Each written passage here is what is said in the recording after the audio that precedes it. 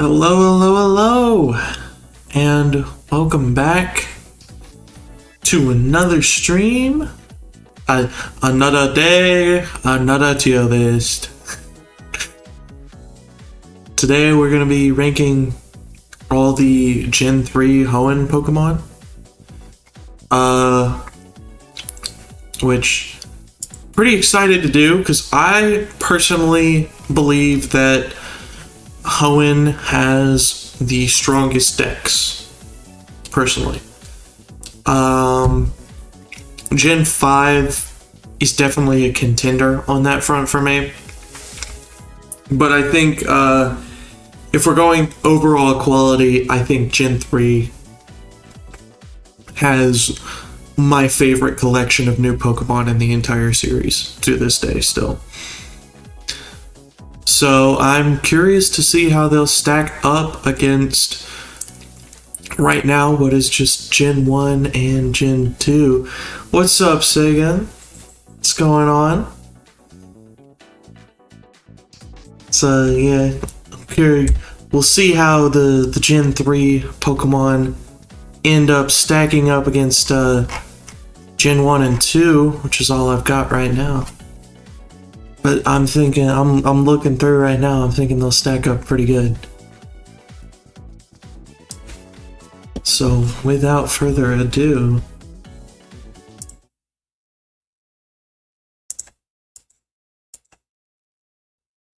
zoom out a bit. Yeah, that ought to be good. There we go. And I gotta get my music set up, so otherwise it's gonna be super boring.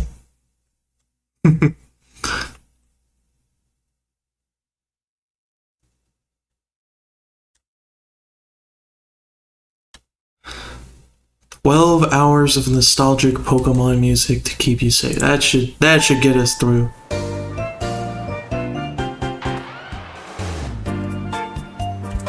All right.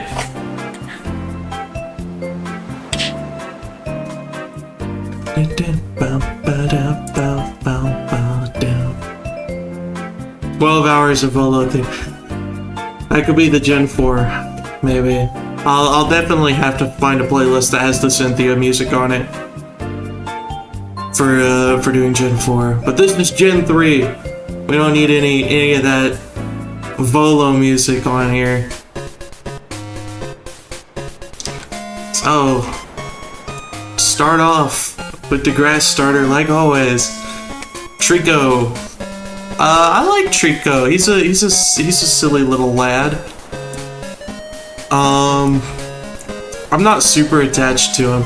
I'd say between all three starters in Gen 3, the Sceptile line's probably my least favorite.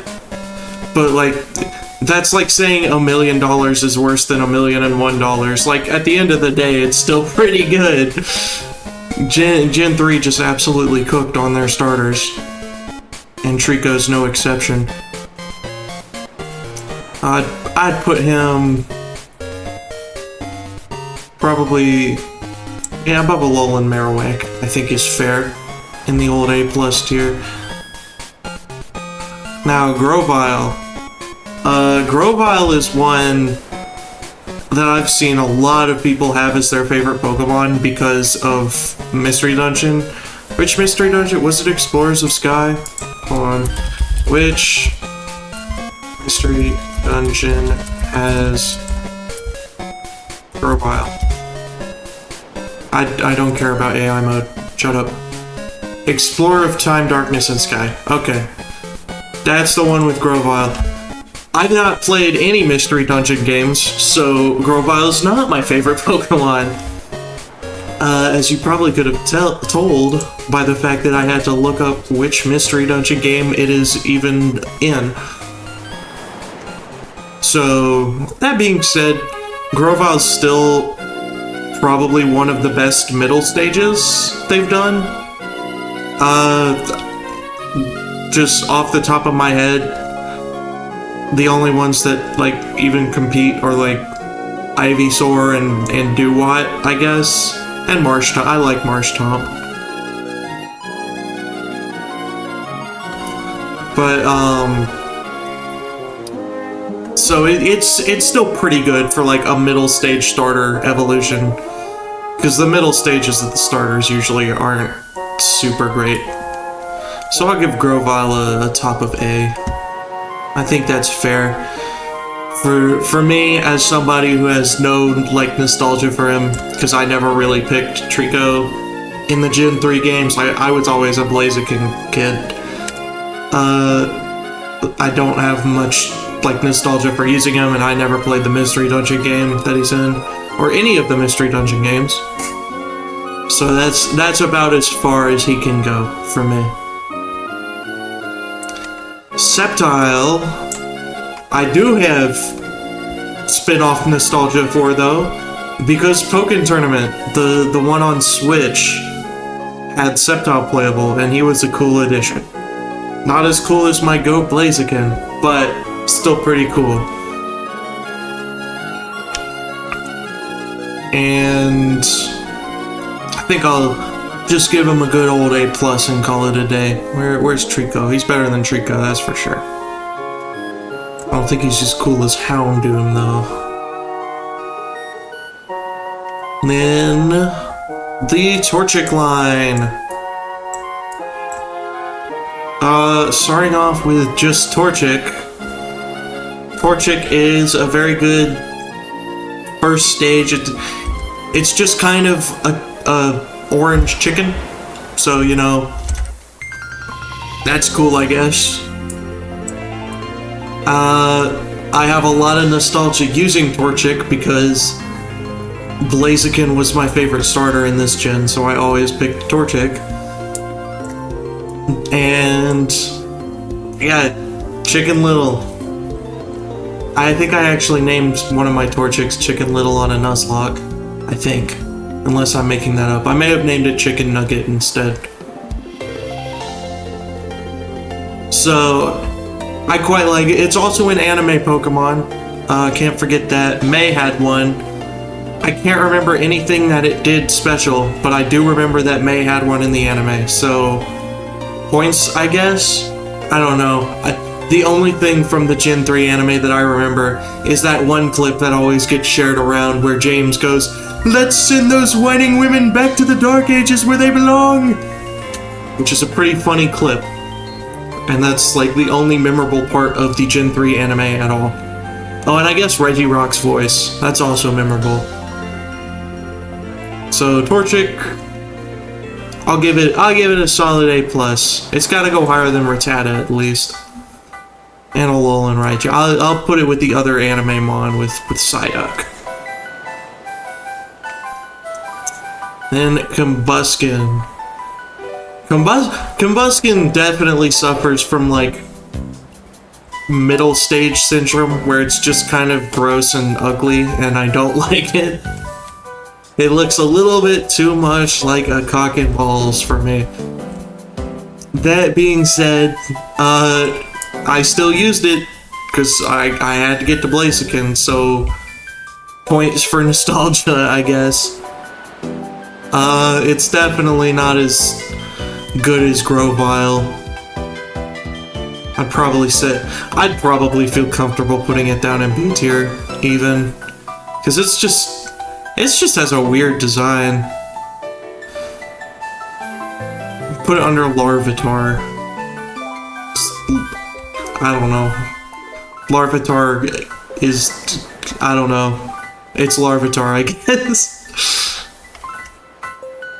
We've definitely already gotten to the point in this tier list where the tiers have become meaningless. So, I don't know, maybe I'll split them up for the next episode. And Blaziken. Blaziken, I know exactly where he's going. Straight to the top. Straight to the top. Not as good as Executor. I love Executor a little more. But Blaziken is still easily my favorite starter to this day. It was the one I picked when I was a kid.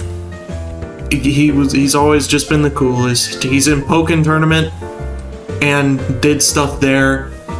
I vaguely remember he was like a superhero in the Gen 6 anime. The Mega Blaziken was. But I don't know. I only watched like the first 5 episodes of the Gen 6. I think the last episode of the Gen 6 anime I watched was the Malamar episode. And then I was like, well, I'm a little too old for Pokemon now. And now I'm 20 and rewatching the anime, so what do you know? I'll get there eventually. I'm still on like Gen 1. But Blaziken will probably always be my favorite starter. He's just the best. Easily the best firefighting starter too. Infernape beat your heart out. I know there are a lot of Infernape fans. Get him out of here. We don't need him. Then Mudkip.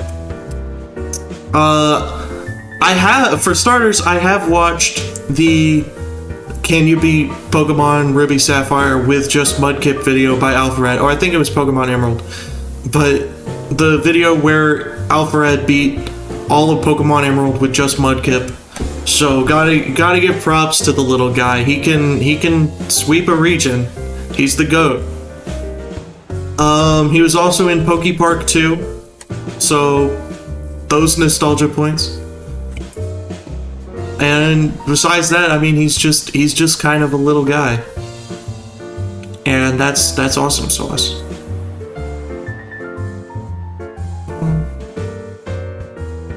Yeah, probably right there. I like Amistar a lot. Then Marshtomp. I really like Marshtomp too. He's just like a happy guy. He's just happy to be here. And of course, Marshtomp gets the ground type, which is part of what makes the Mudkip line easily the best starter choice for Gen 3 if you're doing like a Nuzlocke or something like that.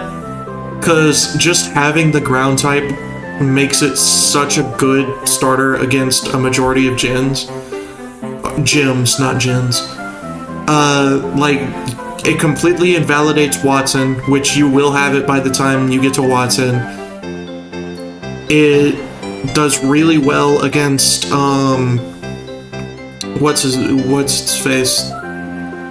Not Norman, Flannery. It does really well against Flannery because it's 4 times resistant against fire. And then you'll have Swampert by the time you get to Norman, and Swampert's just tanky. So I like Marshtomp. Again, I gotta give him props for just being a happy, cool dude. So I'll put him. I think I'll just put him with Mudkip. I feel similarly about them. They're both cool. And then Swampert. Like I said, best starter in the region, just for the ground typing alone. But also he's just cool, like an axolotl lizard thing. I recently rewatched a bunch of the like Pokemon Battle Royales on the Terminal Montage channel, which those are a lot of fun. Go check them out if you have not already. And Swampert does surprisingly well in the starter battle royale. I think it's one of the only fire types that manages to like get far at all. I think it is the only fire, or the only I called it a fire type, didn't I? I think it's the only non-fire type to actually like get past most of the others. So that's pretty dope. Oh yeah, and Blaziken won that battle royale, so that's even more reason for Blaziken to be the GOAT. So I'm gonna put him right here. I like Marshtomp. He's cool. So cool fella. Now Poochyena, classic Route 1 dog. This is one of the Route 1 dogs that never really does anything for me. Staple on all the Team Aqua Grunts teams, so that's cool, I guess. Otherwise, it's just kind of discount Houndour. So, whatever, I guess. I don't really have much to say about it besides that it is kind of just discount Houndour. So I will put him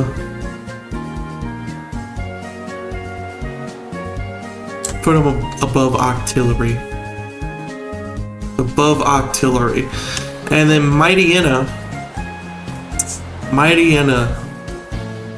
Another, again, just kind of a very standard Route 1 dog Pokemon that doesn't really do much besides being dark type, I guess. Another kind of discount Houndoom. And I've seen people who really like the design of Mightyena. I've never been particularly enamored with Mightyena's design. It's just kind of a hyena that's more black instead of brown. Cool. I guess it's a dark type. You gotta show off that it's a dark type, so it's gotta be a dark color. Ooh, spooky. Mightyena really could have done with like an added evolution or a regional form or something. Kind of like what happened to Linoone. Yes, I am the best at transitions. This isn't even Linoone, this is Zigzagoon. That's the first one. Linoone's the middle one. And Zigzagoon, as far as HM slaves go, Zigzagoon is one of the more memorable ones for me, at least. He's at least more memorable than Sentret. So where's Sentret at? I don't know. I can't be bothered to find Sentret. It's probably somewhere in this tier, so this is around where Zigzagoon will go.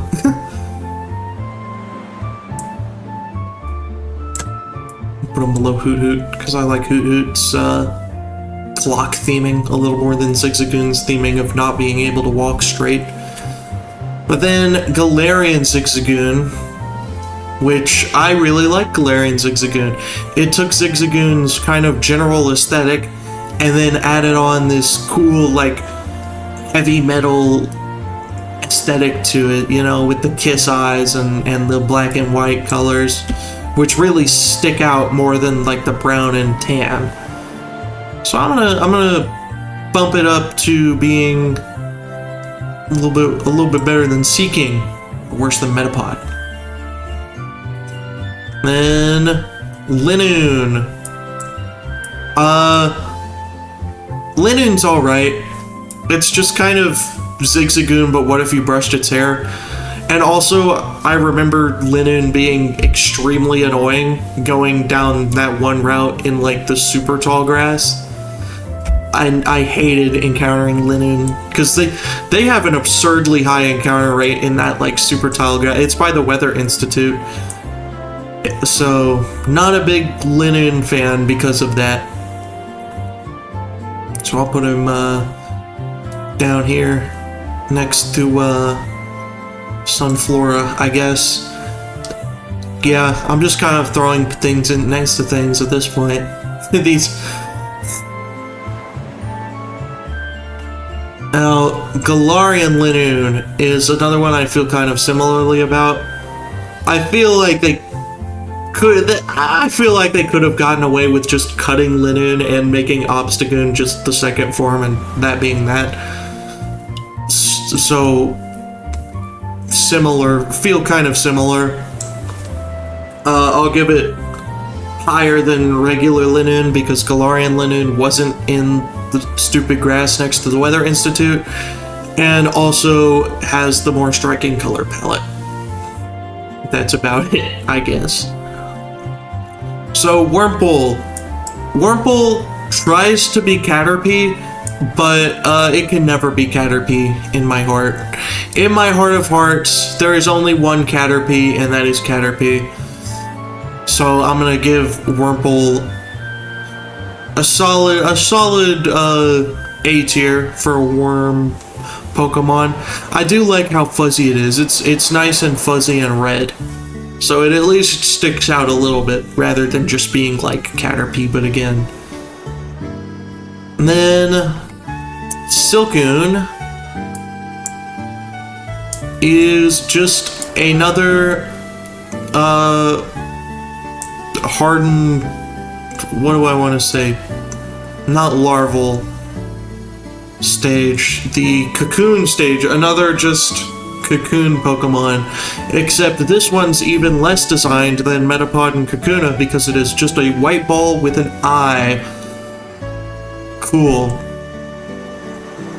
And by cool, I mean not very cool at all. So it'll go down here with the losers next to Pineco. Because at least Pineco has 2 eyes. And the only funnier number than 1 is 2. Then Beautifly. Again, trying to just do what Butterfree did.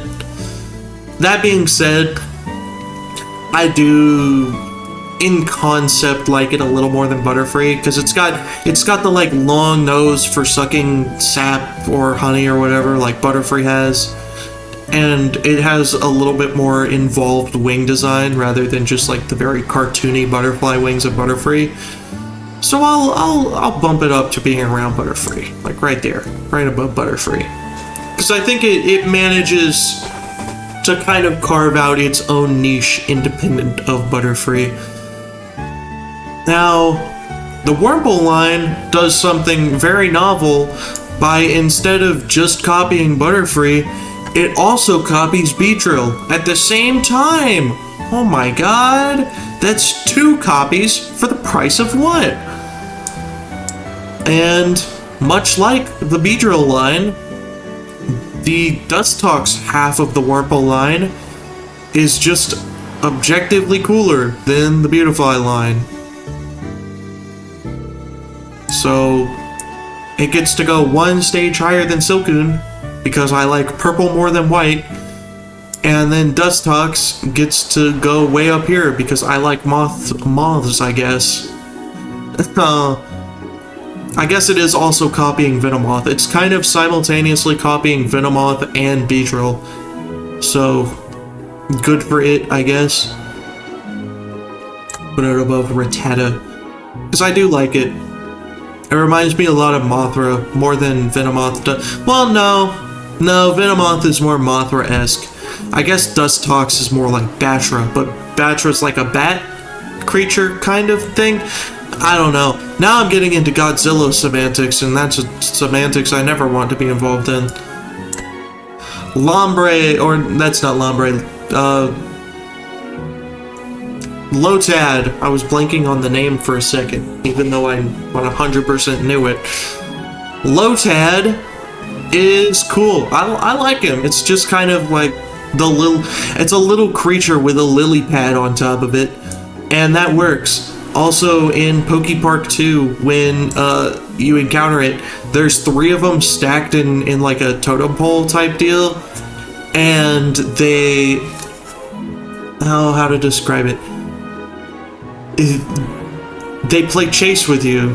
Those are the words I was looking for. They play chase with you, so it's just you instantly decimate this tower of 3 Lotad and send them scattering everywhere, which is fun. It's again, I was 5 years old, well, maybe a little older than 5, but I was young when I played Pokepark 2 for the first time, so I was very amused by just toppling a tower of Lotad. So, for amusement of toppling a tower of Lotad, I guess I can put it above Slugma-Nuts. Yeet. Then Lombre. Lombre is a weird part of this line to me. Like, why is he so lanky? And why is he so sad? What's going on with Lombre, bro? Is he alright? Do we need to get him to a therapist or something? I don't know. I do like that he kind of takes inspiration from that one Japanese myth, the Kappa or something along those lines. That's cool. He's still a B-tier though, because he's weird and lanky and makes me kind of uncomfortable looking at him. Then Ludicolo. Lombre discovers that the secret to happiness is alcohol and Mexican restaurants, so it becomes Ludicolo. That's why Ludicolo's based. But also, I just really like Ludicolo. He's just such a happy guy, you know? He's dancing around, doing his little dance. He was horrifying in the Detective Pikachu movie. That's something. After that, I'll see if I can find a picture of live-action Ludicolo, because he was terrifying.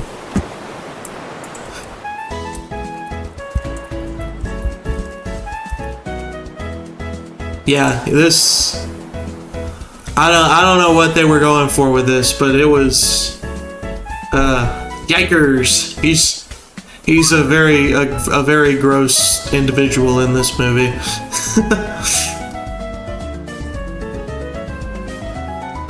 Then... C-Dot. An acorn with legs. Also known as the Pokemon World's version of a Goomba. But I like Goombas, therefore I like C-Dot. It's a simple design, but it works well. So I'm gonna give him a good old A tier for looking like a Goomba. Well, Golbat. Then Nuzleaf. Why does Nuzleaf have nipples? Can anyone explain that to me? It's weird. I don't like it. I don't like that this little Pokemon creature, this Pinocchio-looking dude, has nipples. Like, cover them things, bro. Wear a shirt.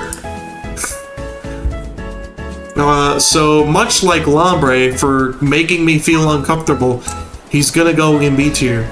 But he's gonna go below Lombre because even though Lombre is weird and lanky, the nipples are just weirder than being lanky. I don't know. Then finally Shiftry. It took me a long time to come around on Shiftry, but I finally have, and I've realized he's just cool. He's like a forest Oni creature, and he's even got the traditional Japanese shoes on his feet. It's just really cool theming, and I really like him because of it. He's a good use of the grass dark typing, so he's gonna go up an A+ for sure. I think right there is probably good. Then Tailo and Swellow. The Tailo Swellow line is one of the least interesting, regional birds. It really took them into, Gen 6 to start doing good regional birds, though. So I guess Tailo's better than P-Dove. That being said, it's not much better. It's just... It sure is a blue bird, or I guess a navy bird. Points for Navy, I guess.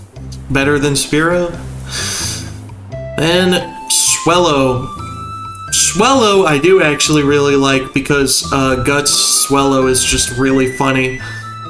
You can unironically sweep the region with a poisoned Guts Swellow or a burned Guts Swellow. I think it has to be burned because poison does damage in the overworld and burn does not. So...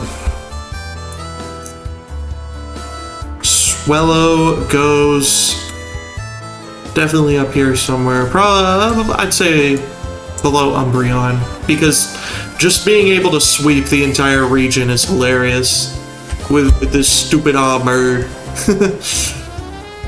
Now, Wingull. Wingull is a much better regional bird, especially because of how coastal Hoenn is. It makes sense that this is where the seagull Pokemon is. They're fun in Poke Park 2, they're in that game, and yeah, it's also cool that you can catch them so early, because if you pick, say, Torchic, like I always do, it helps in Nuzlocking because it learns Water Gun, so you can actually kind of deal with Roxanne. So I'll give it a good old A. Probably about there. Then Pelipper, another I really like Pelipper too. It's just the mailman of the Pokemon world. You just stick your mail in it, and it'll deliver it to you. And I just like that. I just like that it's a mailman. It was in Poke Park 2 as well. It got you to like take a picture of it, and that was a bit of an annoying quest because the picture, the way the pictures like registered whether or not it had the Pokemon in it was weird. But that being said, I still like Pelipper. He's a fun guy, but not a fun guy. That's Are there any? Oh, there are mushroom Pokemon in this gen. That's Shroomish. So, the Gardevoir line, Ralts. I have a friend who actually really likes Ralts, and he explained it to me why he really likes Ralts, and I kind of agree with him.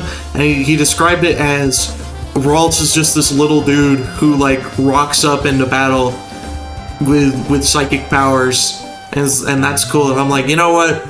Being a little dude who rocks up into battles with some psychic powers, that is pretty cool. I like Ralts. And I also like, I don't know, maybe I'm just weird, but I always kind of associated it with The Shining, with like the twins that appeared in the hallway.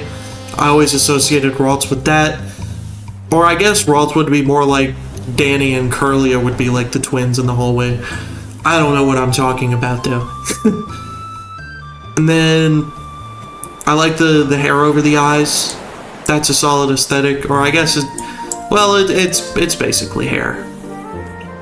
So I'm gonna give Ralts in A tier, above Abra, because as far as teleport mons go, Ralts is definitely cooler than Abra. And Curlia. Curlia's probably the weakest of the line. I don't know why they decided to just do a ballerina dancer in the middle of it and then just completely do away with the ballerina theming with Gardevoir. It really feels like it was going somewhere and then it didn't go that way, except Curlia's the one in the middle, so it kind of suffers the most.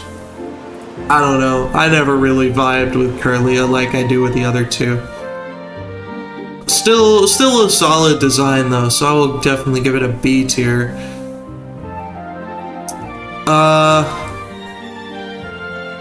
Put it above Sunflora. I don't know, I'll put it above Dugong. Then Gardevoir. Gardevoir. I'm gonna get weird looks for this at the shopping mall or whatever, but Gardevoir is genuinely a fantastic Pokemon design. And as a kid, if you told Kid Me the type of things people say about Gardevoir, Kid Me would have looked at you like you're from Mars, bro. Like, I never viewed Gardevoir like that. It's so weird how people view Gardevoir like that. I view it as like this weird alien doll creature, you know? And then you got people making Gardevoir OCs that are just like women with white skin and green hair. Like, cool, you made an albino with dyed hair. That's not Gardevoir anymore, little bro. That's an albino. You've made Pete White from the Venture Bros. But weird people aside, Gardevoir is genuinely a fantastic Pokemon. And I love it. And it's awesome that you can just get it so early in the gen when it's like genuinely one of the best Pokemon to have on a Hoenn team. So, W Gardevoir, I guess, I suppose. And they gave it the Fairy type in Gen 6, so it got even more powerful as time went on. Surskit. I quite like Surskit. It's just a cute little scatterbug Pokemon. Another Mario thing that it reminds me of, because it reminds me of the little skitterbugs from Mario 64, mainly because they're based off the same animal. They don't even really look alike. But whatever, Surskit's still cool. Masquerain, on the other hand, I've never really been a huge fan of. They kind of took away the appeal of Surskit for me, which was that it walked on water. Now it just flies. I'm like, well, there's a bunch of other Pokemon that can fly, so who cares? That being said, I like that its wings are like eyes, and that's how it scares away predators, is with its eye wings. That's an interesting design decision, though it was done better with Butterfree. Or I guess not Butterfree, I guess like Dustox does it. And Arbok definitely does it. It has the hood, the Cobra hood. So I'll put it above Execute. Feel like that's a solid spot for it. Then Shroomish. I remember there's that one guy in like the deep woods next to Rustboro where he like specifically asks you for a Shroomish, and I never got a Shroomish on any of my Nuzlocks, so I never was able to bring that guy a Shroomish. So rip Bozo, I guess. That being said, it's also just kind of like a Goomba, kind of like C-Dot. You know, it's just a walking mushroom guy with kind of an angry face. And again, I kind of just like Goombas, so I'll put him up here. Put him there for never being able, or I like Slowbro a little more. Put him there for never being able to get him to that one guy who wants to see a Shroomish. You know, rip bro. And Breloom. Breloom's just cool. It's like a mushroom dinosaur that's also a kangaroo. Like, I don't know what the designers were on when they were creating Breloom, but they were on some of the good stuff because Breloom's pretty cool. Put her up here. Yeah. Breloom's just pretty cool. Then the Slack Off line. Slakoth is just kind of alright. I like the pun with its name, Slackoth. That being said, it is just kind of like a little dopey sloth guy. So I'll put him in B tier. Below Dead Corsola. And then Vigoroth it's kind of weird to me because it's like, okay, the Slackoth woke up and now it's super energetic and is willing to do all this stuff, and then you evolve it again and it goes back to sleep. It gets lazy again, and it's like, well, good for you, I guess. Vigoroth is an outlier. Good for him. Yeah, I don't know what to say besides that. It sure is Vigoroth. Then Slacking. First of all, Norman's Slacking puts the fear of God in everyone's heart because that thing is a tanky boy. And I also like that it has Truant. It's kind of trying to do like Snorlax's gimmick, but I don't know if Snorlax gets Truant. That's gonna affect Slacking's placement. Let me see. Does Snorlax have Truant? No, Snorlax does not have the ability Truant. So Slacking gets to go a little bit higher because I think Truant works for the gimmick a little bit better. You know, it's just kind of funny that this Pokemon is so lazy it refuses to attack half the time, no matter what level you are. So then Nincada. I like Nincada. I think it's one of the only bug ground types, which is weird to me because it's like you'd figure bug ground would just be a much more common type considering how many bugs burrow in real life, but oh well. I also like its cute little wings on its back. It's pretty cool. And then I will never forget the legendary time my Nincada absolutely clutched out my win against Roxanne in a Nuzlocke. I still lost that Nuzlocke because I suck at video games, but Nincada was the GOAT for that one bit. So I gotta put respect on Nincada's name. He gets to go up here.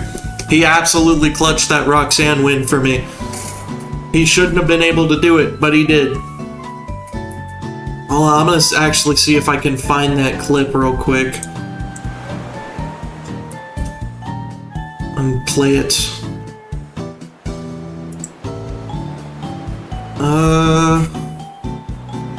Oh, this is so weird. I have to go to my own channel.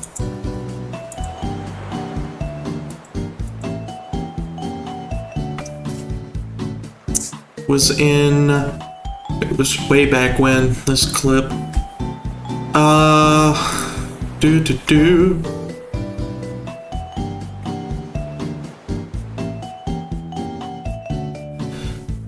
It's probably around...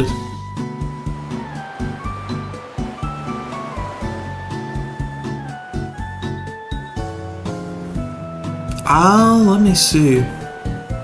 Was it this one? No, I don't think it was. Did I upload it? This may have been the one VOD I didn't upload. Let me see. I'll look in this one. So I think it was the time I got a slack off.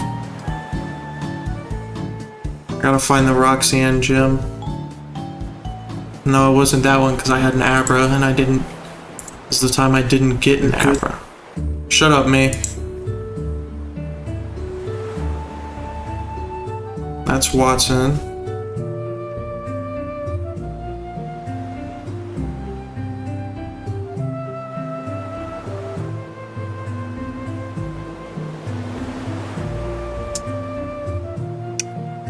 No, because I had a skitty that time, so I didn't do it there. Huh. Well, maybe it was in this one.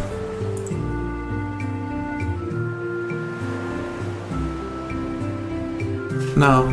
Yeah, I guess I just didn't upload that VOD. Because I swear I had... Unless it's in this one. I don't think it is, though.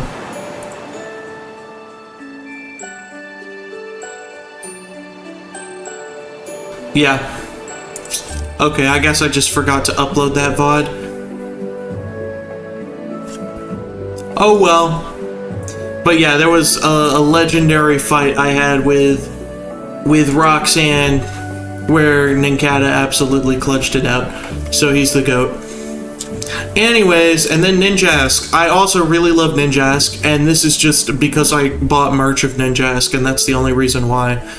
But I have a plush of Ninjask, and it's super cool and awesome, and I love it. So Ninjask can go up there above Beedrill. But also, I don't know, I just like Ninjask. I like the idea of just a super fast cicada that gets speedier the longer it battles. That's a cool idea. And then Shed Ninja is also just a really very cool concept where, because Ninkata molts, if you have an open party member, the dead skin becomes its own Pokemon. So I really like Shed Ninja as a concept too. I don't think it's quite on the level of the other two for me, because it didn't have the legendary Ninkata versus Roxanne's Nose Pass moment, and I don't have a plush of Shed Ninja. So maybe if I get a plush of Shed Ninja, I will like it as much as Ninjask. But not for now. Not for now. Then the Exploud line. Let's see, Whismur. Whismur is in Emerald Nuzlocke. Whismur is kind of like a required Pokemon because it is the only Pokemon you can get in the cave that's near Rustboro that you have to go in. So cool, I guess. That being said, Whismur doesn't really do anything for me. It's just kind of a ball with ears, similar to like Jigglypuff. It's kind of surprising that it never got like the fairy type or the ground type. I feel like either or would have worked since it lives in caves, but who knows. I'll give it above Wigglytuff. Then Loudred. I really like Loudred. Loudred, in my opinion, is the best part of the line. I really like the speaker ears and just how happy it is to be screaming all the damn time. it's cool. It's a cool ass aesthetic. Not as cool as Mankey though. And then Exploud. You know what? I take it back. I like Exploud a little bit more than Loudred. The organ head is like doing it for me. So where is Exploud? Or where's Loudred? Down there. So I'll just put Exploud a little bit higher because I think they're about on the same level for me. They both do something different, and both of those different things is something I like. So good for them. Then Makuhita, the little doughboy. It's kind of just a little doughy fighting type guy. He also doesn't really like do it for me. He's kind of like Machop in that sense, except I think I like him a little bit more than Machop. I don't know. I like the doughboy aesthetic, I guess. And then Hariyama is when he becomes like a big old sumo wrestler guy. Which Hariyama's always been weird to me because it's like, are the black things on top of his eyes, is that eyebrows or a bandana? Is Hariyama supposed to be a bald? I guess Hariyama 100% is a bald man regardless. I don't know. He just is weird to me. So I'm gonna put him down here, actually. I'm gonna put him with the other weird one being Mr. Mime. Put him a little bit higher than Mr. Mime, because he's at least less weird. Then Azurill, top 10 Pokemon that don't need to exist. Number 1, Azurill. Like, Meryl and Azumarill already were like not the strongest additions of all time. And then Azurill, while I do really like its design of like sitting on its tail, and it would have been cool if that was the design the rest of the line had, it's just like, it just didn't need to exist. This line didn't need a baby form. I mean, all the lines that got a baby form didn't really need a baby form, so added to the pile, I guess. But it's giving a baby form to a line that already just is kind of not very good in my eyes. So, into C tier it goes. Then Nose Pass. I gotta put some respect on Nose Pass's name. Roxanne's Nose Pass is a big threat. It's a lot more threatening than like Onyx, if you're going like just based off stats or whatever. That being said, its design and concept is definitely a little worse than Onyx's, because Onyx is like a rock python, right? So it's making a pun, and then Nose Pass is just a compass, is a little compass guy. That being said, I still like him enough to put him up here. It's a cute little guy. And I like I like how in Legends Arceus that whenever you find Nose Pass, they're always pointing north. That's a cool little detail. And Skitty. Skitty is the Pokemon I never want to catch in that one area outside of Rustboro. So I'm not a big fan. I like the yarn ball at the end of the tail with the needles stuck inside. I guess that's a cool thing that they did, but Skitty and Delcatty just never really did it for me.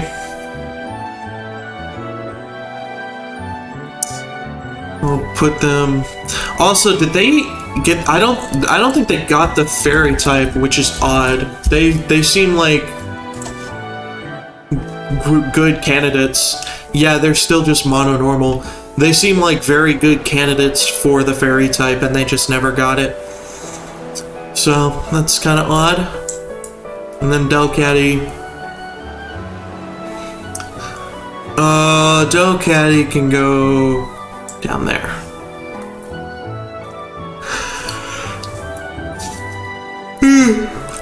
Slightly worse than Skitty. Because at least with Skitty, the yarn ball's on the tail, so it's like, oh, cats chase their tails, and they also play with yarn balls, so it's chasing the yarn ball on its tail. That's cool. Now the like yarn element is on its neck and it just looks like it's about to take a long flight. Like, okay, Delcatty. Whatever, bro. Sableye. Sableye's just like a funny little gremlin creature that just eats gems. Don't quite know why it's a ghost type, but it sure is. I'll throw it up there, or maybe, yeah, it's just a silly little creature.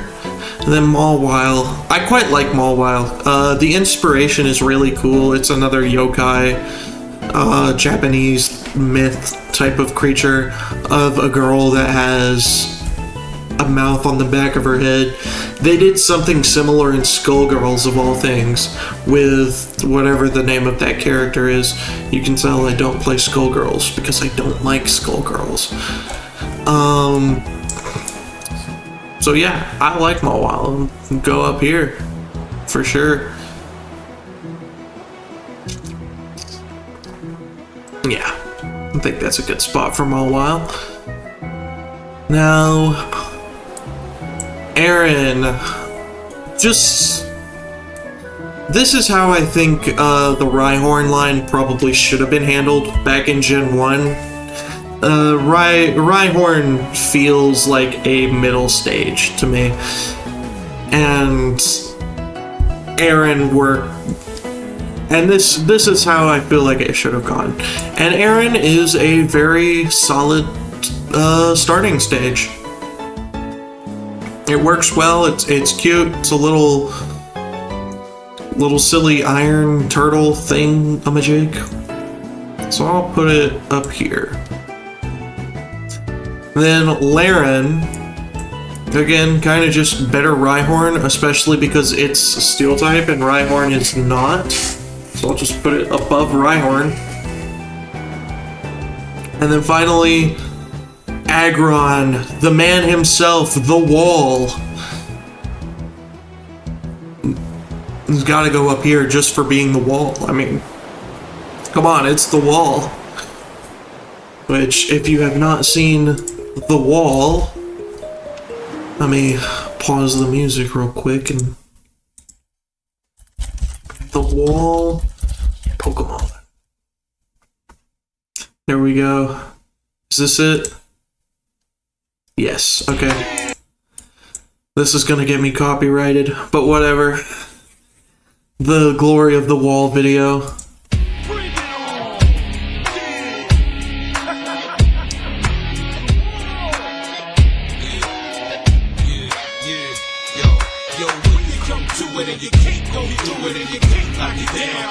And I don't know why, this meme is just particularly funny for me. Especially on those accounts on Instagram that just play it. Like, they start off by playing some thirst trap creator, and then they'll just cut to the wall. Because the wall is just the goat.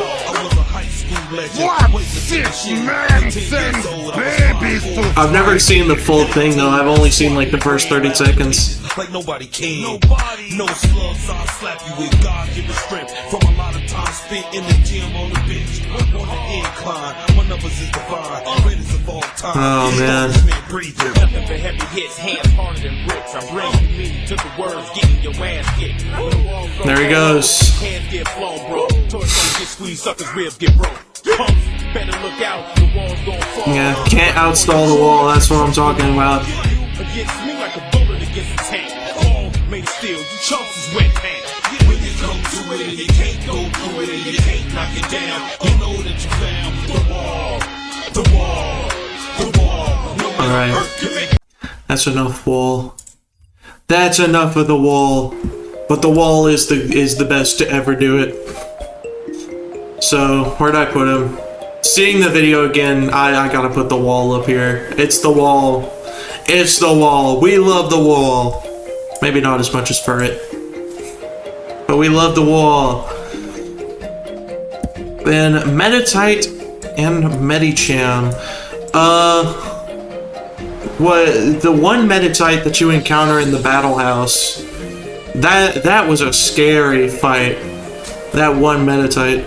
Otherwise, Metatite is weird and looks like garlic, and I don't like it, so I'm gonna throw it in, like, B tier.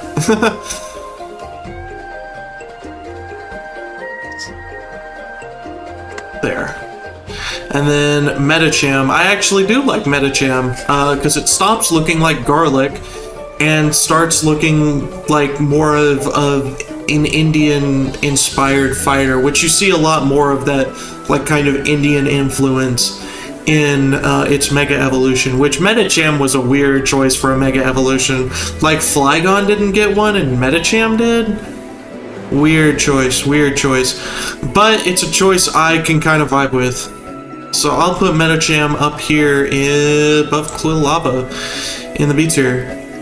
You know, not the greatest fighting type to ever do it, but a lot better than Hariyama. Then Electrike. Both Electrike and Manectric just look weird to me. I think it's the head. Like, Manectric has, like, or not Manectric, Electrike has, like, a Xenomorph head. Like, it's a long Xenomorph head, and it's weird, and I don't like it. It especially hurts it that we live in a post-Gen 8 world where we've seen Pokemon Company do an electric-type dog and do it way better. So, Electrike stocks are way down. They're way down low. I'll put it down here below Seal. And then Manectric's even weirder. I don't like the yellow on its hind legs. In like these renders where it's facing kind of head on, it just makes it look like it's wearing a diaper or like dog pants, and it's like, get the dog out of these pants, bro. Just let it be a dog.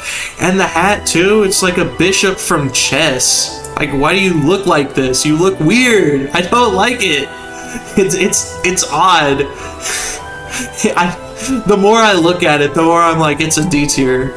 It's a D tier. I just don't like looking at Manectric.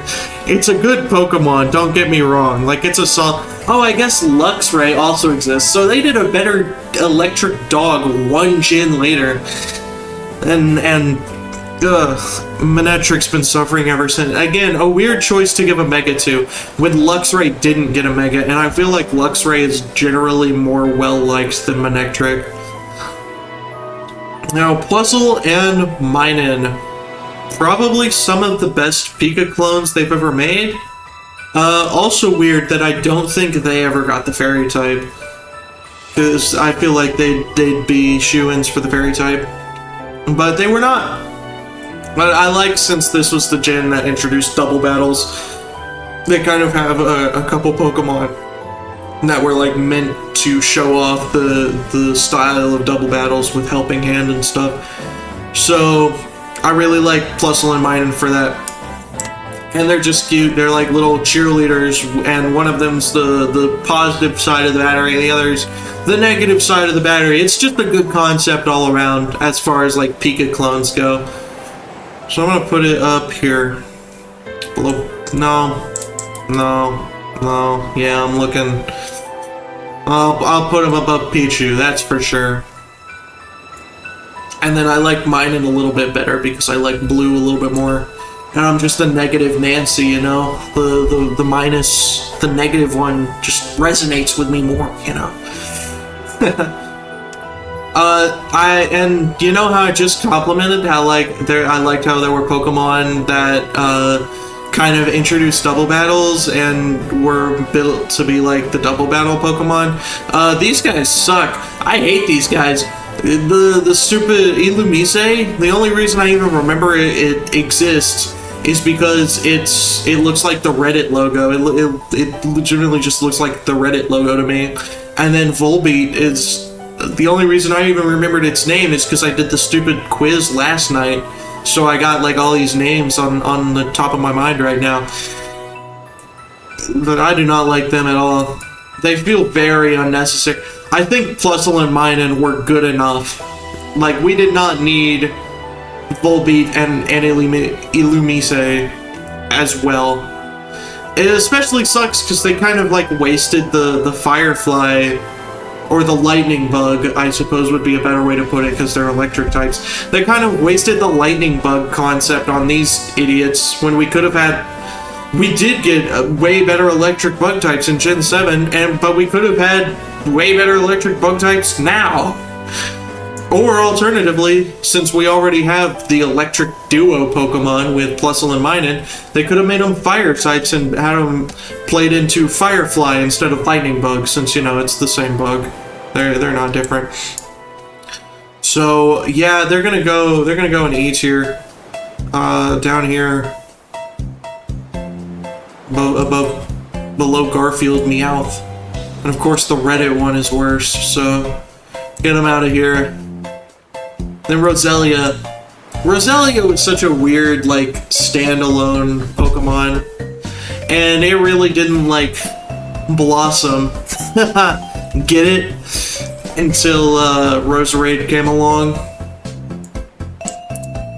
That being said, I still do like the concept, you know? And it's still, like, a rosy thing that has a blue rose and a red rose. I don't know. It's alright. It's decent enough. It's decent enough. I'll give it down here. It's a little worse than Sunflora. Then gulping these nuts. My favorite.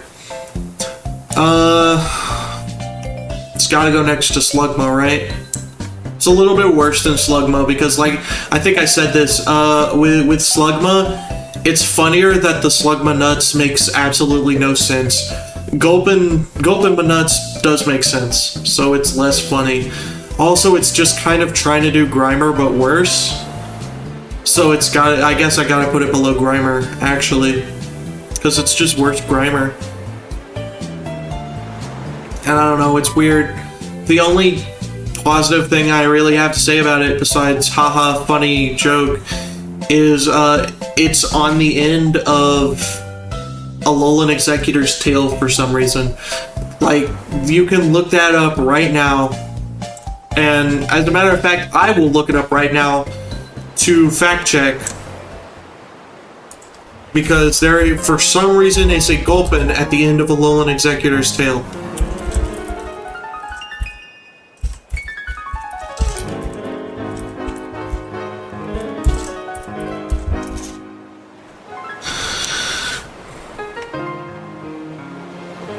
Alola, fourth head. I thought it was confirmed Gulpin. Hold on, am I tripping?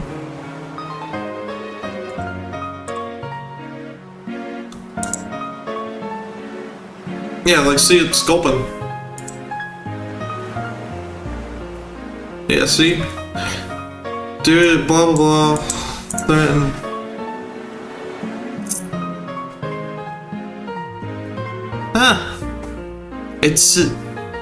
That's weird. Okay, so it says it's an extra head. Just an extra head. So it's not confirmed Gulpin, but, like, look at this. Look at that. It's a Gulpin. It looks like a... If it walks like a Gulpin, and it gulps like a Gulpin, it's a Gulpin. So, I'm gonna continue with my headcanon that Gulpin is at the end of Alolan Executor's tail. Now, Swalot, again, it's just trying to do Muck, but worse. As a matter of fact, it looks like Grimer. It doesn't even look like Muck. It only just barely got to the Grimer stage. I don't know, it's just weird. Like, why is there diamonds on its chest? Why does it have a mustache? Why is it the way it is? I'm sure there's probably some explanation, but I don't know it, so I'm gonna pretend like it doesn't exist and insult it mercilessly and put it there. Carvanha, the other Team Aqua Pokemon. Carvanha it's solid. It's solid enough. I like it. I like the coloring specifically and how many teeth it's got, because, you know, it's a piranha. Piranha's got a lot of teeth. You know, as far as fish Pokemon go, Carvanha's one of the better ones for sure. I'll give it above Arcanine. Or is that Growlithe? I'll give it above Growlithe, not above Arcanine. Above Growlithe. Then Sharpedo. I really like Sharpedo. It's a torpedo shark. I mean, what more could you ask for? I think to this day, Sharpedo is still the only shark Pokemon, which is weird. I feel like there should be more considering how common sharks are and how much you can do with them. Like, come on, we could have a steel-type hammerhead shark creature. We could have... Sharpedo looks more like a great white than a Mako, so we could have, like, a very slim Mako. Or alternatively, it could be, like, a regional form of Sharpedo that kind of elongates it and thins it out to make it more like a Mako than a great white. But I'll put... Anyways, where does Sharpedo go? I think Sharpedo can go above Amistar. And I don't know what other shark. I could get like a whale shark, big old whale shark. That could be cool. I don't know. Get like a dark type tiger or alternatively a poison type tiger shark, since tiger sharks like eat everything. That's one of the things that they're kind of known for, is just eating a bunch of stuff. So you could just make like an ooey gooey poisonous tiger shark. That could be interesting. Could do a goblin shark. Those are freaky looking sharks. I don't know. There's so much potential with just like a shark Pokemon, like a Sawtooth. A Sawtooth shark would be sick. There's so much potential with just a shark Pokemon, and it is kind of sad that Sharpedo's the only one. It really feels like they just, because of just, you know, people don't want to play in water. I think Gen 3 kind of proved that, you know, 8 out of 10, too much water, right? People don't want to play a whole game in water, so it kind of limits Pokemon Company to only creating, like, at most, like, 4 or 5 fish lines in a generation. So we don't get as many, like, cool fish Pokemon as there could be. Like, you know, I want more sharks, I want more dolphins. We've yet to have, like, a blobfish Pokemon. You know, we could get into some really crazy stuff in the ocean, and they just haven't done it yet. So, I don't know. I have an idea floating around for a video where I do like a wish list for the Pokemon series going forward and talk about things I would like to see. So that would definitely be on it. It's more like unique and interesting fish Pokemon. Speaking of, Wailmer. Wailmer's just like a silly little blob. You know, it's pillow shaped, you know, like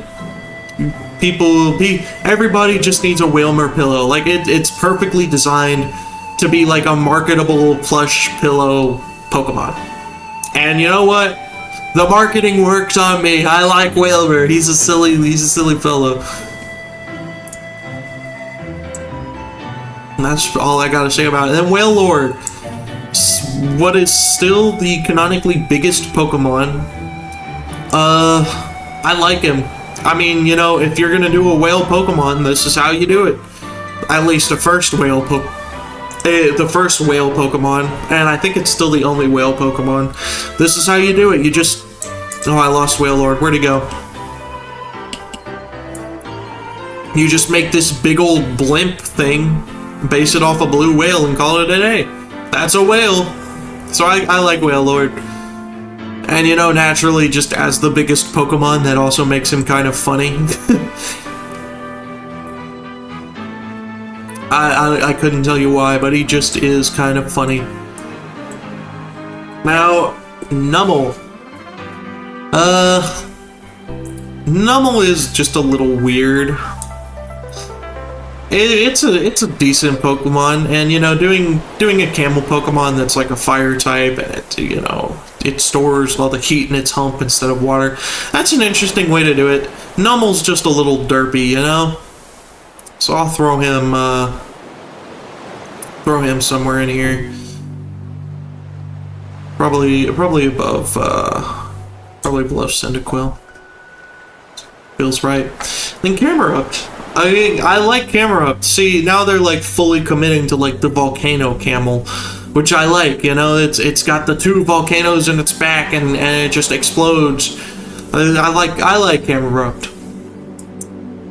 He's a very solid design for a camel Pokemon. Still, again, I think Camerupt is the only camel Pokemon to this day still. So that is a way to do it, is with Camerupt. Where's she gonna go?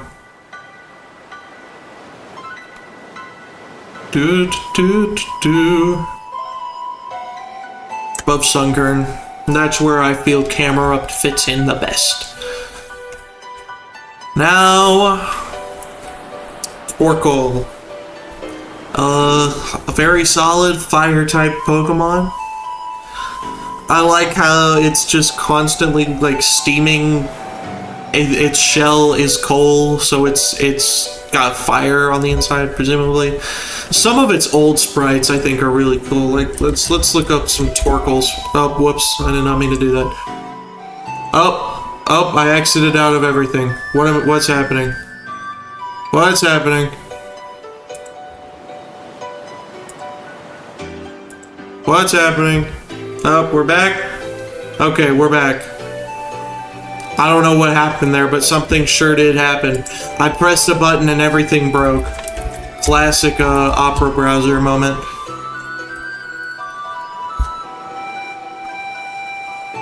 Yeah, like, I really like the old Torkoal sprites. There's something just charming about them. And of course they recreate them in 3D fine enough, you know? It still has the Steam Cloud, as you can see, but it just doesn't hit the same as the 2D sprite work, in my opinion. I typically don't try to go on about how, like, oh, the 2D sprites versus the 3D. Pokemon has no soul because it's 3D now. I try not to do that. But Torkoal is definitely one where it's like, I definitely prefer the old sprites. So, I think he's definitely better than Camerupt. I think right there. It's a good spot for old Torkoal. He definitely reminds me of, like, an old man, you know, just a grumpy old guy. It's like, oh, get off my lawn, stupid kid. Oh, I'm Torkoal. Spoink! I like Spoink. It's a silly guy. You know, it's kind of raw that if he stops bouncing, he just dies. That's kind of base. There's a lot of just random things like that in the old Pokemon game. Like, if Charmander's tail goes out, he dies. If Spoink stops bouncing, he dies. I'm sure there's more stuff if I look into it, but like, it's just kind of silly to me. Where did I put Charmander, actually? I'll put them together as the two guys that die gang. I probably shouldn't try to specifically seek out Charmander, but I am. There he is. I'll put him,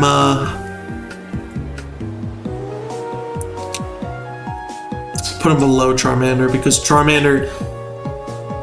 Spoink has a choice. If he can just, like, it's not Charmander's fault if the tail goes out sometimes, you know, but it is Spoink's fault if he stops bouncing. And then Grumpig. I don't like Grumpig. He's weird. Grumpig's one of the ones that a lot of people don't like, and it's like, normally I try to be a little counterculture and like some of the Pokemon that people don't like. But Grumpig, there's something about him. He just gives me a weird vibe. I don't think he's like the worst thing in existence or anything. But I just don't like him. He just gives me bad juju. Bad juju. I'm gonna put him next to Magmar and Politoed, who also kind of have bad juju. Then Spinda. How many combinations of Spinda are there? Let me look that up. How many combinations of Spinda? Holy shit! There's over 4 million. So yeah, that is a lot of Spinda. A lot of combinations, a lot of patterns of Spinda, and it is a very interesting concept to do a Pokemon that has over 4 million possible designs. Thank God they didn't include every Spinda design. Thank God they did not make a sitting cutie of every Spinda design. Although it would be cool if like every Spindo was personalized. That being said, beyond the like novelty of a bunch of unique designs, Spinda doesn't like do much. It's just a dizzy panda. Cool, I guess. It's still cute though. I'll give it above Chinchou. Trapinch! I like Trapinch. He's just a silly little guy, you know? I don't know. I just like his vibe, you know? His vibes. The fact that his head is like 90% of his body. I'll put him up there. He's a silly guy. And Vibrava. I don't quite know why Vibrava gets the dragon typing yet. Personally, I think Flygon should be the only one in the line with the dragon typing. I think Vibrava was fine just being a bug type. But, otherwise, Vibrava's pretty cool, you know? Definitely one of the better, like, middle stages of bug Pokemon. Where did he go? Where did Vibrava go? Okay, he's down here. Definitely one of the better, like, middle bug stages. So I'll give him, up here below Kabuto is what I'm... Or actually, Swinub and Kabuto gotta be together. I'll give them both Totodile. And then Flygon. We love Flygon. Flygoat. Should have had a Mega. Should have had a Mega. I'll put Dragonite above him just to spark some outrage over the recent Dragonite Mega that I'm surprisingly neutral towards, or actually even positive towards. Like again, all you gotta do is look up Dragonite Mega fan art. Hold on, let me look it up. Mega Dragonite fan art, and it's like the design comes across better. No, I want like this. This just like makes the design pop. You know?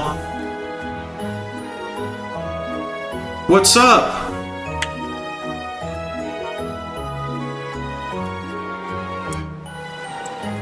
How are you doing today? Yeah, like that. All of the fan art is what really convinced me on the design, and now I quite like it.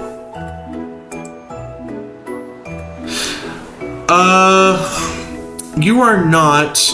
Sagan, who's a regular around here, was in chat a little bit ago, but I presume, since I know he is in the EU, he either went back to sleep or went to work, one or the other. So I think you are the first viewer who's well, you're not the first, but you're around, and hey, that's what matters, you know. You don't have to be the first. At least not every time. Now, Cacnea. I quite like Cacnea. I mean, again, he's kind of like Trapinch, and he's just a little fun cactus ball guy, you know? I like his smile. Where is Trapinch? I'll put him just below Trapinch. I think I like Trapinch a little bit more than Cacnea there. Now, Cacturn. I love Cacturn. Fun fact about my life, actually, is that Cacturn, I actually dressed up as Cacturn for Halloween one year. When I was... I guess it would have had to have been around 3rd or 4th grade when I did it. And I told my mom that's what I wanted to be. And she bought me this green hoodie and these green pants. And then she, like, sewed together all the, like, spikes and just attached it to the hoodie and the pants. And then custom made the hat. And then did my makeup to look like Cacturn's. And it was the best costume I ever wore. Because I just like Cacturn. And even beyond that very, like, nostalgic memory of dressing up as Cacturn for Halloween, he's just like a cool Pokemon. Like a cactus scarecrow. That is a very cool concept for a Pokemon. So I'm definitely a big Cacturn fan. 100%. Now, Swablu. Swablu. What to think? Swablu's kind of just like small Altaria. So, as far as that gets you, which I guess is above Wartortle because that's where I just put it. And then Altaria, a Pokemon that really doesn't and shouldn't have been the Dragon type. But it is the Dragon type, and, you know, props to it for being a Dragon Pokemon for some bizarre reason that is beyond my understanding. That being said, I like it, you know, it's just a fluffy bird cloud. I've got one in my big box of plushies, which is in a place I cannot reach from my desk right now, so I won't go get it. Also, I don't have a face cam, so there wouldn't be much of a point. But I quite like Altaria. I put it above the other fluffy boy, that being Hisuian Growlithe. And Zangoose. Between the duo of Zangoose and Seviper, I'm definitely a Seviper guy. And that being said, I still like Zangoose. You know, it's just kind of an edgy mongoose Pokemon that's red and white, you know? And that works. Yeah, don't fix what ain't broke, as they say. You know, it just works. Zangoose is just a cool fella. So I put him, probably there. Because Dunsparce's funnier. And then Seviper, I just like snakes. I just like snakes. And unlike, say, Ekans and Arbok, which Arbok's there, Seviper does more than just being a snake. It's got like a poison knife tail, which is a sick design element. I just wish its plushie was better because I would get one if it was. So I'm actually gonna put it in the S tier. I quite like Seviper. Put it there. Because, hold on, I'm gonna show off how garbage this plushie is. Seviper sitting cuties. Because it looks awful. Like, look at this. Why did they do this? Why couldn't they just make the full snake bit and then just stitch it together? No, they made it have like humps. It just looks gross. What's wrong with this being? Like, I don't know what they were cooking with this plush, but it's just I'm not a fan. Not a fan at all.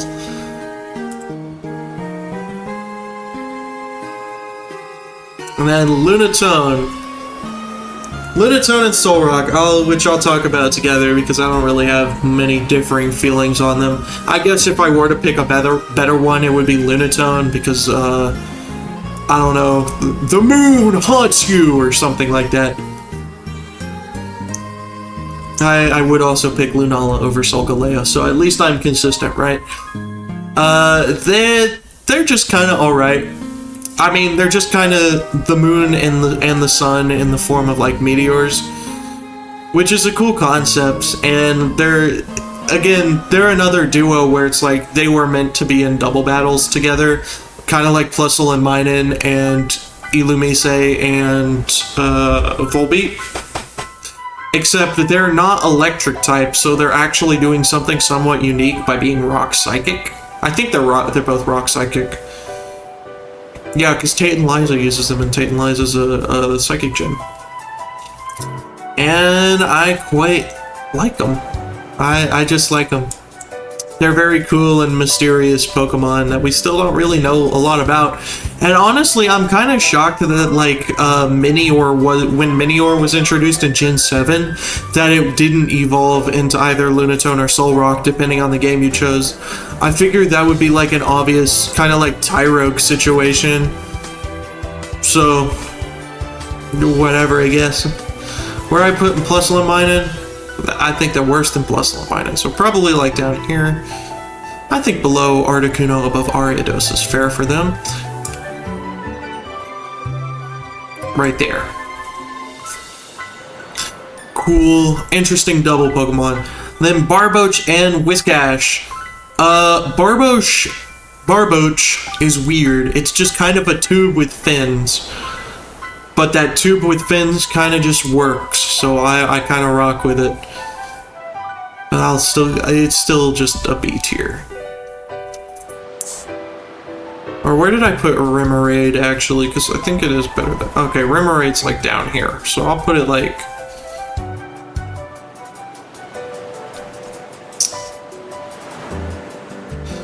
Put it like below Graveler, or actually below Bayleaf. That's what I think works best for Mr. Barboach, Mr. Boach. And then Whiscash. Whiscash is another Gen 3 Pokemon that I have an extremely nostalgic tie to, because back in the day, when I actually had Pokemon cards, which I do not have anymore, I sold them all, Whiscash was the Pokemon. It was my first full art, and I traded... I don't even remember what I traded to get it, but I traded something with one of my buddies to get this Whiscash full art. So it was my prized Pokemon card for a long time. That being said, in the modern day, Whiscash is just kind of goofy. It's just a big old catfish, goofy catfish. I still like it though.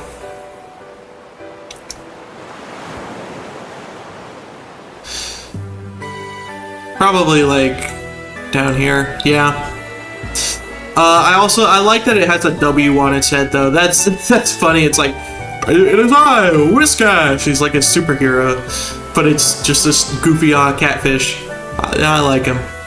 Corphish. I love Corphish. I love Corphish. Corphish is awesome. He's gonna go like up here below Haunter. I love Corphish. I've got a plushie of him. He was in the Corphish gang in Pokepark 2 is like the most memorable set of Pokemon in that game for me. I love Corphish. He's just a silly guy. And then Crawdaunt. Crawdaunt is a great evolution for him. A very like cool lobster Pokemon.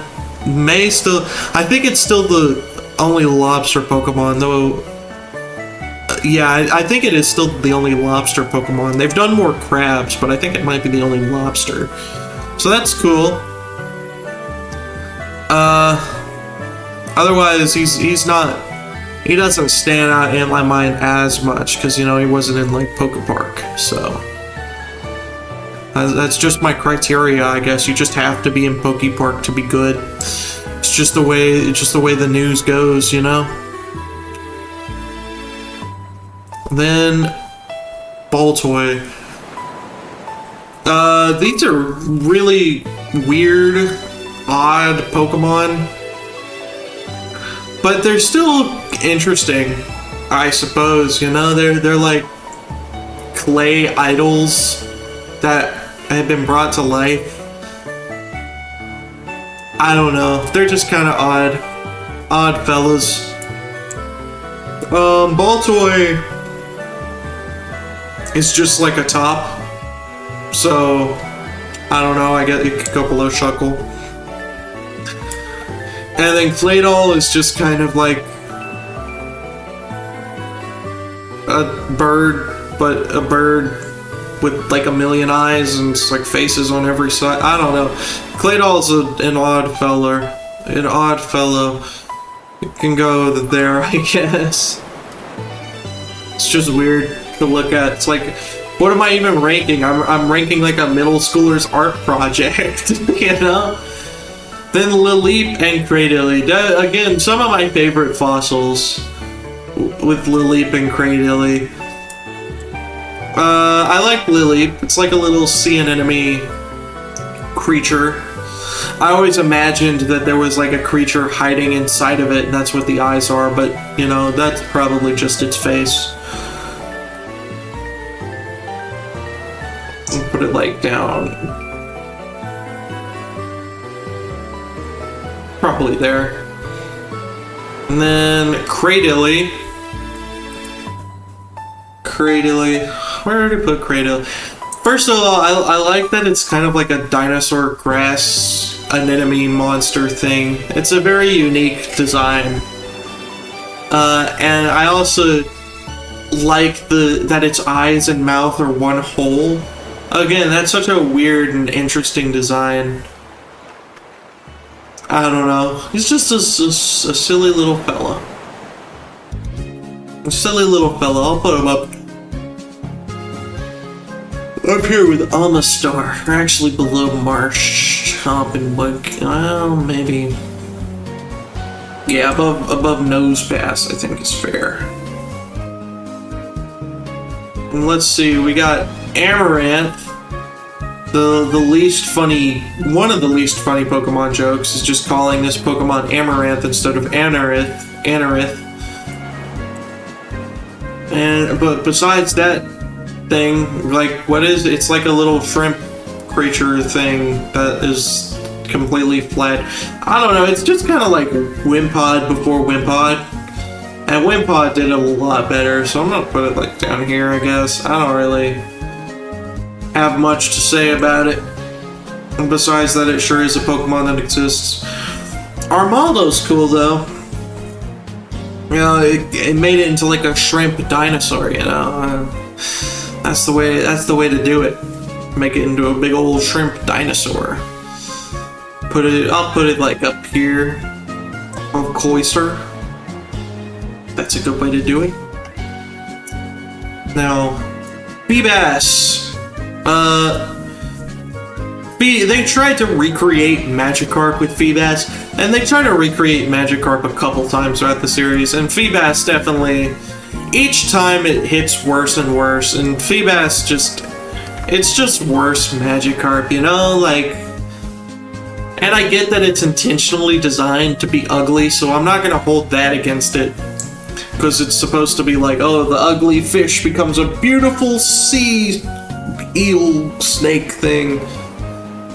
But it's just like, I don't know, I'm not a big fan of it.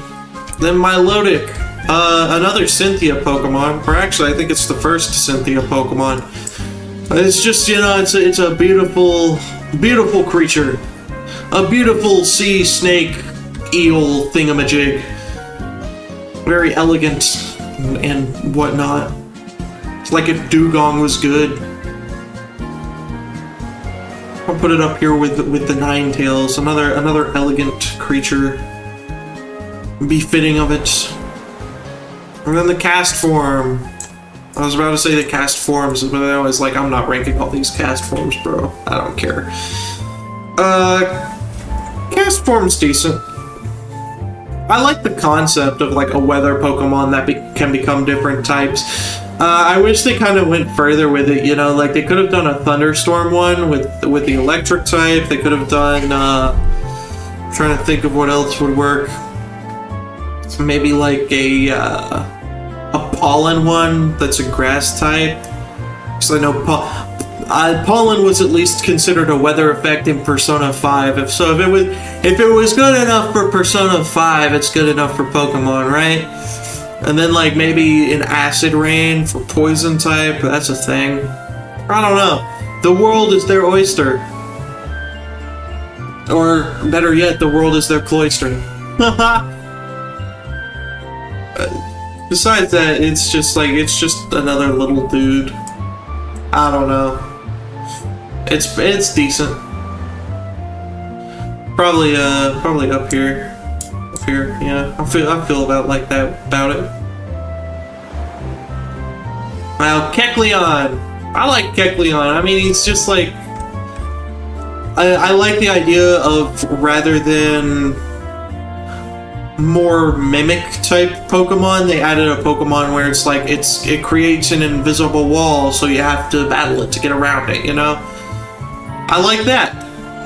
I guess they could have done it with Mr. Mime, but they did it with Kecleon first. And I think doing a chameleon that like is your invisible wall, that is the invisible wall, is the chameleon. I think that's a unique way to do it. So I like Kecleon. He's a cool fella. I know that they're the shopkeepers in Mystery Dungeon, but again, I have not played Mystery Dungeon, so I don't care.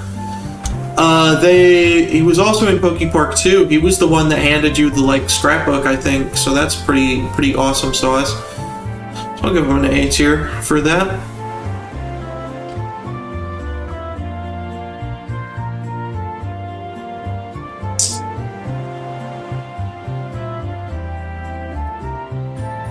Yeah, above Blossom.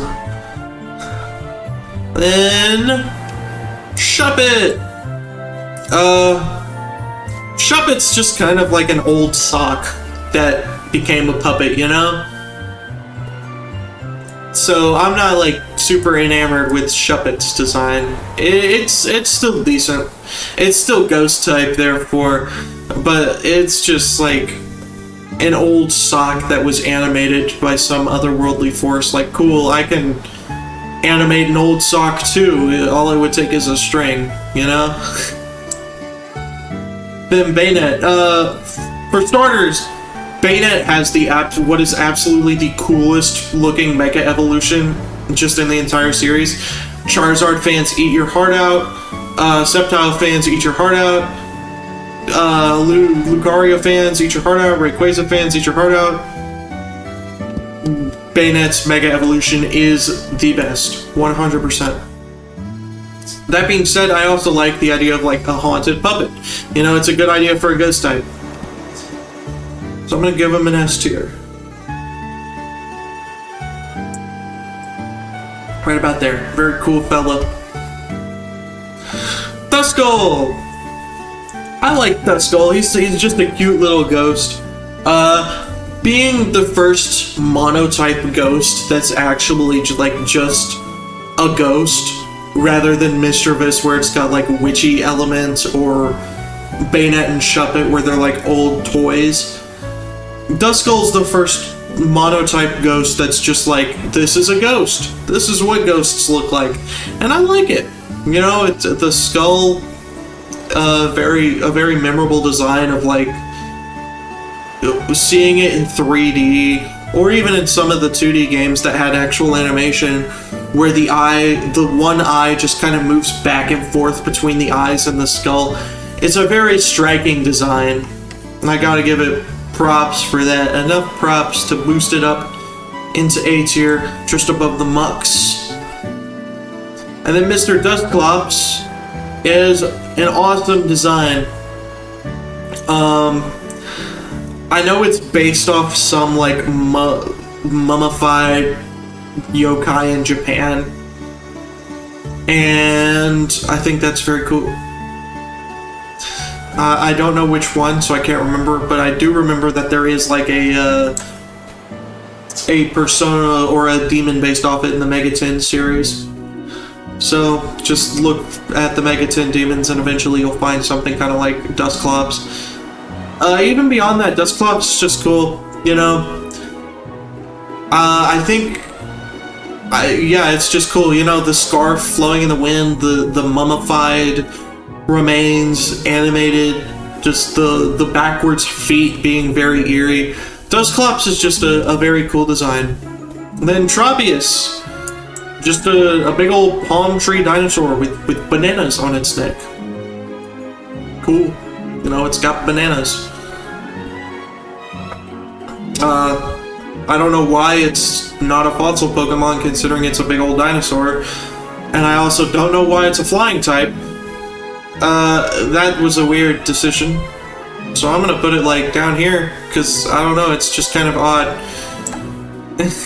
I'll put a Bayleaf above it for maximum, I don't even know what maximum. Moving on, Chimecho. Possibly the most forgettable Pokemon ever made. It's definitely up there. I'll give it a D tier, above Manectric, I guess. It's just forgettable. And then Absol, another very classic, another very popular Pokemon for good reason. The black and white color scheme is very good. I like the lore of it's like it warns people before danger occurs. It has like psychic powers that warns before danger. Really, it probably should have been psychic instead of mono dark. It could have been dark psychic. But at any rate, I just like it. It's just very cool. And yeah, probably that there. Now, for why not? Why not give Wobbuffet a pre-evolution? Except why not actually looks cool, I guess. So it's doing better than most pre-evolutions. So I'll bump it up to Star U tier. It's at least that far. I still don't think it was very necessary, but it's at least better than most pre-evolutions. Snowrunt. Snowrunt's alright. I definitely like both of its evolutions a little bit more than it. It's just kind of a chilly guy in a teepee. Good for him, I guess. He's huddling for warmth, which you know that's what you need to do when you're cold. So put him like there, or actually like here. I'll put him above Meditite. That feels fair. Then Glalie. Glalie is just kind of like a ball of ice, but he's a cool ball of ice. Have you considered that? Have you considered that? So for being such a cool ball of ice, I'll throw him up here, above Mew. Or actually, he definitely goes above Gulpin. Porygon. There. I'll put him up there. What a weird fella. Spheal! I mean, it's Spheal. You can't get more like just cute Pokemon than Spheal, right? Like, hey, come on, it's Spheal. So where's some other like cute Pokemon in this tier? I don't know. I don't really have many. I guess Wooper. He's better than Wooper. I will stand on the Wooper slander that Spheal is better. And this is Walrein. What's this one? Celio. His name is Celio. He's decent. He's a decent middle stage. I like his big old mustache. A tier. I don't have much to say besides he has a cool mustache, I guess. I saw the trailer for the new Concierge season in the Pokemon Presents, which I am rewatching the actual anime, so maybe not, maybe I won't watch it anytime soon, but maybe I'll get around to watching Pokemon Concierge one of these days. I like the style at the very least. Then Walrein. Very just intimidating, tanky Pokemon, you know? Ice Water is definitely not a type to be messed with. And it's also just cool. Again, I love its big old mustache. I like walruses just in general, so I like him just by transitive property. He's just a cool fella. Just a cool guy. I'll put him below Aerodactyl. Actually, below Feraligatr. And Clamperl. Another one in contest for one of the most forgettable Pokemon ever made, that's for sure. It's just, I'll put it above Chimecho since it at least evolves into one thing that I like. It's I'll go below Pidgeotto, I guess. Clamperl's just like it sure is a clam with a pearl in there. Is the pearl the Pokemon and the clam just like a clam? Or is it a whole Pokemon? I don't know. I couldn't tell you. Then Huntail. Huntail is the one that I actually like. I really like that at the end of its tail, it kind of looks like a Gorbis. So it like attracts Pokemon with that, and then it turns around and eats them up real quick. It's kind of like a moray eel. I like Huntail. A very underrated Pokemon that, you know, people don't really talk about Huntail. People seem to forget it, but I like it. That's one of my counterculture Pokemon likes is Huntail. Probably put it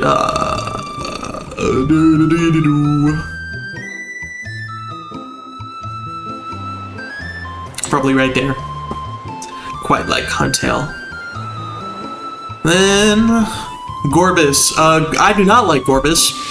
It just looks odd. I don't. It just looks weird, and kind of gross. I'm not gonna lie. I'll throw it in D tier because it's just I don't vibe with it at all. It's just weird. And Relicanth, Relicanth is one of those Pokemon that feels like a legendary Pokemon, you know? Like it feels super rare and like you're catching something that should be considered legendary. And I like that about it. Beyond that, though, it is just kind of like a fish that's kind of old. So, like old grandpa fish. So I guess old grandpa fish puts it above monkey. Good for old grandpa fish, I guess. Love-Disc, another very forgettable fish Pokemon from Gen 3. I'll put it here because I guess you could get heart scales from it, but actually getting heart scales is annoying, and I don't want to do it ever. So I'll put it down here for that. I guess it sure. I don't know. It sure is a heart with eyes, I guess. One of the designers just said, "Hey, son, my 2-year-old son, can you make a Pokemon for me?" And they made a heart with some eyes on it, and they were like, "Okay, guess it's a fish." And the Salamence line, Bagon. People have said it before. I'm gonna say it again. Bagon's weird. I don't like its mullet. I do not enjoy the mullet. Shave that thing off, little bro. Then Shelgon. Shelgon's also weird because it's like, I don't, just these early pseudos, I don't know what they were doing with like these shelled forms. And this one's worse than Pupitar too, because it's just like a ball with legs and eyes. It's like, it's just weird. I'm not a fan of it at all. Let me put it down here.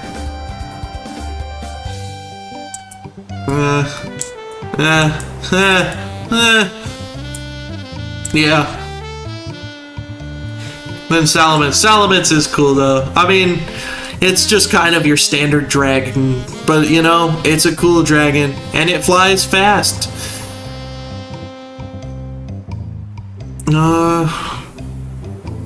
Definitely around here.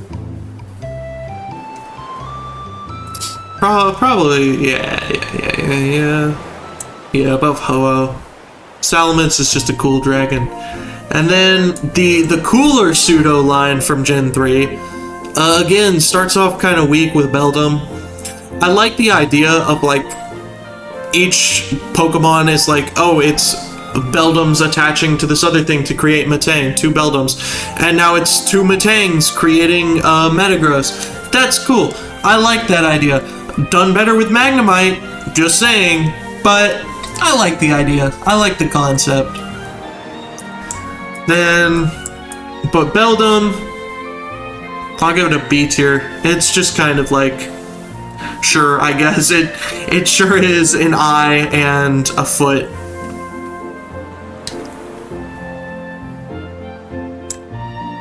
Nah, yeah, I'll put it there. I'll put it above Baltoy. Then Metang. Metang's a lot better, because at least there's like there's something going on here, you know? It's got feet for walking, and it's got a spike nose for spiking. So there's at least something going on here with Metang. So I'll give it an A tier.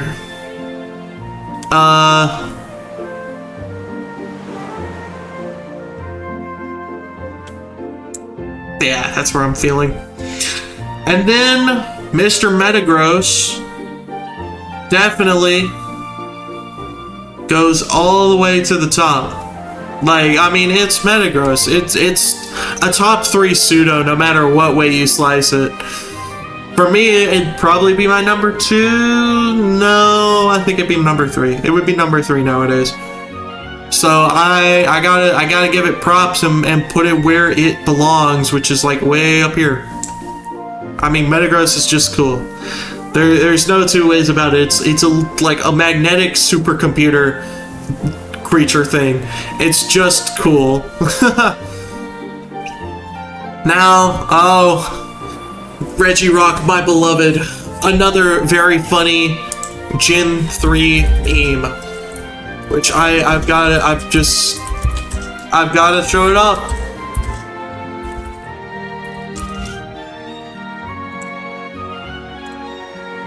My beloved cunty Regirock with a handbag. Oh, they did they did fan art of it. It's too bad that the fan art isn't loading because Google fucking sucks. But there, this fan art loaded. This is just such a funny meme. The cunty Regirock with a handbag. I find it awesome. Even beyond that, I love the sound it makes. Let's do the Regirock sound. Regirock sound. Let's pause this real quick.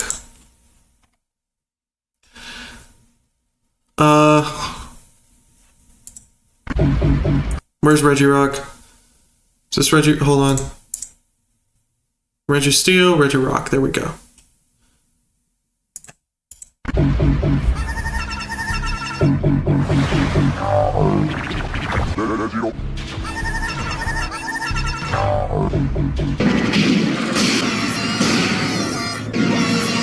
Okay, now we're in Regice. Which, Regirock, or here's some more Regirock, I guess.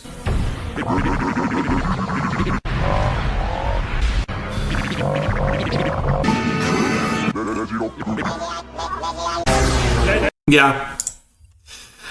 Regirock, it just has the cool sound. And there's cunty Regirock with a handbag, who I love. That's just such a funny meme to me. So, I think I gotta put Regirock up here. He's definitely my favorite of the Regis. 100%.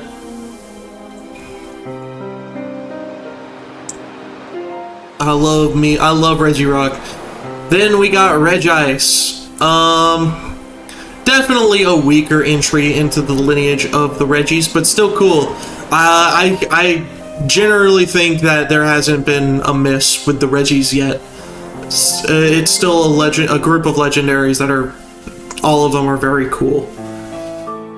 So Regice can go into, I think top of A+ is a good spot for Regice. And then Registeel can go into S in the middle. Because he's just cool. We don't need to talk about his dark past. Anybody who's seen his original sprites will know. Where did he go? There he is. He has a very, as a matter of fact, let's put him on blast. Let's cancel Registeel.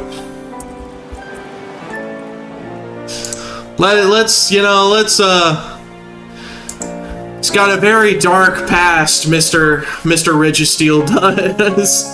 So we don't need to blast. You know, he's repented. He's come around. He's chill again. I like how sleek his design is, though. He reminds me of the machine from The Incredibles, the Orbot. Oh, that's from Sonic. You know what I mean. I like him. He's cool. Then Latios and Latias. Legendaries I consistently forget exist. That being said, they're cool. Riding around on them in Ultra Sun and Ultra Sun, Ultra Moon, and Omega Ruby, Alpha Sapphire was cool. I'm gonna give Latias a little bit more because it was like in the anime and it was weirdly like in love with Ash for some reason. That I don't understand what the writer's intentions with that were, but you know what? Good on them, I guess. Where are we going here? Oh, below Nidoqueen. No, above Mr. Visp. And then Latios. I think Latios has just done less over his tenure in the series, so Latios just gets to be higher. Also, I had a Latios card when I was a kid. I did not have a Latios card. I did not. Then Kyogre. Here's where the real wars start. Are we Kyogre fans or are we Groudon fans? Because personally, taking Rayquaza off the table, because I think everybody chooses Rayquaza as their number one in this gen. Taking Rayquaza off the table, I think I'd have to go with Groudon, you know? Kyogre's cool, I guess, but like, what's he do, bro? Like, he's just a big old whale. Like, I have a big old whale in this gen. His name is Whale Lord. That being said, Kyogre's still cool. You know, he flies around on his little hand wings, except he does it way better than Lugia. So there's that.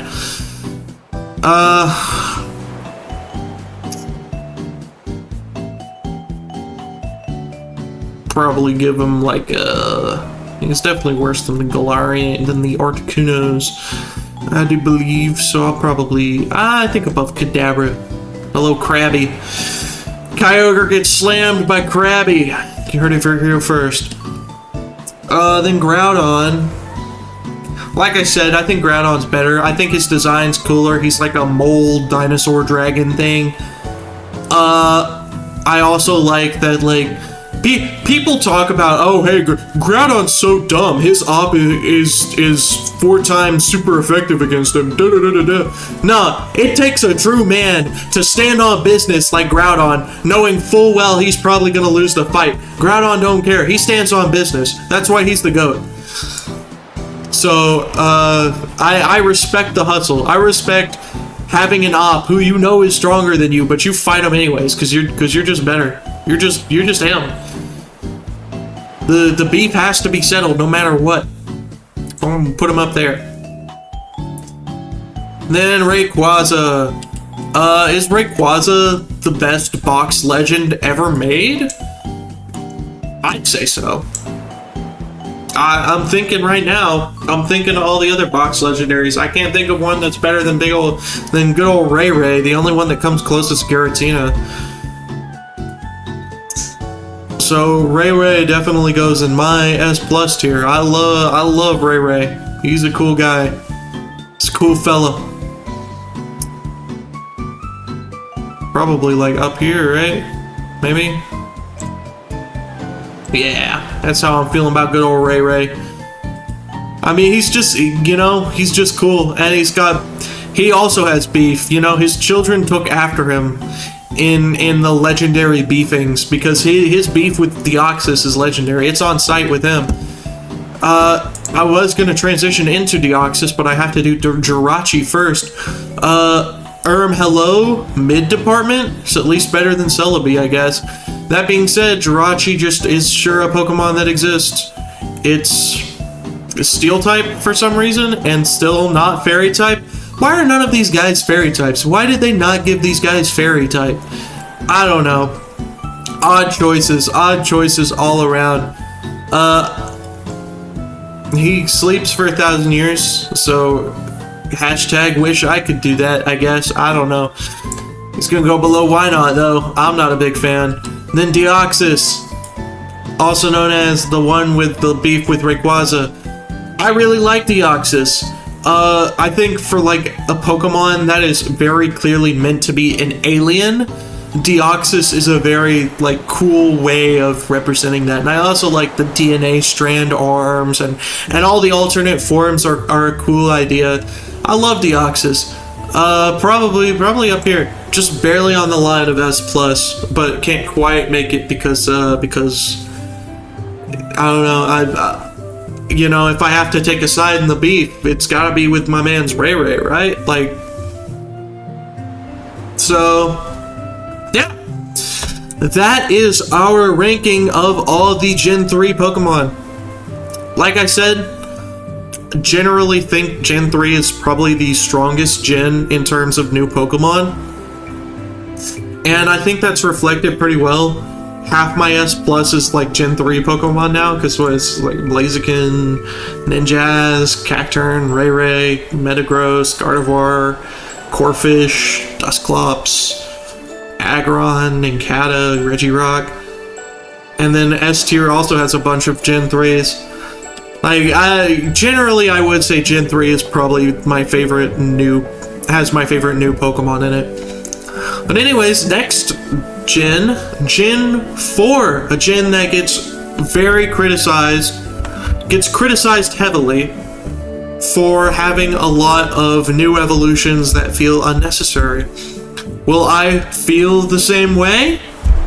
Who knows?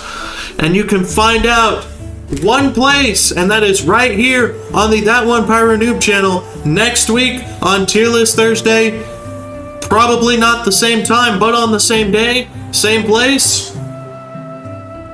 Well, I'll see you then. I will see you then. Tomorrow. What are we doing tomorrow? I think I'm going to do some DK, some Donkey Kong. And then over the weekend, I want to get back into Dave the Diver and Shovel Knight. But we will see what happens. We will see what happens. I think that's all I got. So, without further ado, later, Gators.